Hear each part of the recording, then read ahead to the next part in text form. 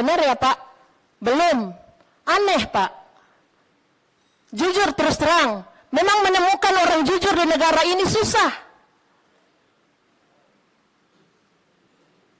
Dan kalau hari ini pun KKP menyampaikan belum menemukan siapa dalangnya, terus terang sebagai wakil rakyat kami juga heran juga Pak. Bukankah KKP punya semua sarana yang ada? Jawab kepada kami secara jujur Pak, apa masalahnya? Gitu. Apakah kurang anggaran untuk pengawasan? Ataukah memang KKP memang kurang anggaran sebagaimana yang kita keluhkan selama ini? Bukankah KKP punya satelit-satelit? Yang saya tahu Pak Menteri sudah di-launching bulan Juli ya. FOA ya kalau tidak salah ya. FOA ya Pak ya? Belum. Beda ya. Yang satelit yang pernah Pak Menteri sampaikan presentasi di periode kemarin untuk mengawasi seluruh aktivitas di atas ruang laut itu untuk kapal. Untuk aktivitas-aktivitas lain di atas ruang laut, belum. Nah, ini juga salah satu catatan pimpinan. Mungkin kita perlu menambah lagi pengawasan lain untuk aktivitas di ruang laut kita. Dalam catatan saya sebagai anggota DPR 5 tahun kemarin dan melanjutkan Pak, saya memberikan catatan bahwa benar, anggaran KKP ini sangat sedikit Ibu Ketua. Hanya 6,2 triliun dibanding dengan anggaran Kemenhan 147 triliun. Padahal fungsi KKP ini menjaga kedaulatan laut kita, menjaga seluruh potensi perikanan kita. Dari 8 asta-citanya Presiden Prabowo, 7-nya itu dijalankan oleh fungsi yang dijalankan oleh KKP. Saya minta pimpinan dalam hal ini secara resmi dan tegas anggaran KKP harus dinaikkan.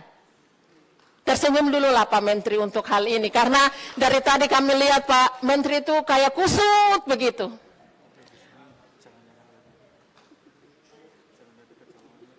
Tapi Pak Menteri, kalau anggarannya sudah ditambah, jangan lagi ada kecolongan seperti ini.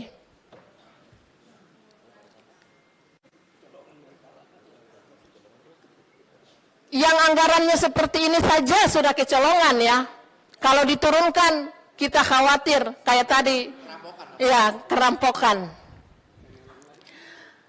Pak Menteri, mungkin saya tidak bicara banyak gitu, tapi saya ingin menyampaikan bahwa persoalan pagar laut ini ada hikmah di balik semua ini, dan mudah-mudahan persoalan ini bisa menjadi satu catatan penting untuk menjaga kedaulatan laut kita. Kemudian kalau bisa, KKP itu dalam paradigma pengelolaan laut itu jangan hanya bicara tentang urusan perikanan, tetapi juga urusan kelautan Pak. Saya memberikan catatan kritis untuk urusan kelautan ini. Di Dirjen PRL belum melakukan fungsi-fungsi itu secara lebih luas gitu. Jadi ketika Pak Menteri menyampaikan mengejar PNBP 12 triliun, saya menyampaikan berarti Pak Menteri ini orientasinya masih untuk mengejar PNBP di sektor perikanan. Tapi di satu sisi, fungsi untuk menjaga kedaulatan laut kita belumlah dijalankan. Oleh karena itu, ke depan harus seimbang. Menjaga potensi perikanan kita dan menjaga kedaulatan laut kita dalam pemanfaatan ruang laut ini juga harus bisa dilakukan. Terakhir Pak, saya tadi agak kecewa dengan pernyataan Pak Sekjen.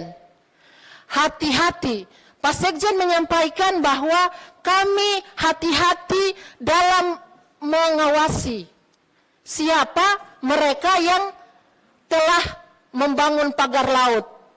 Ini kok hati-hati untuk siapa sih Pak?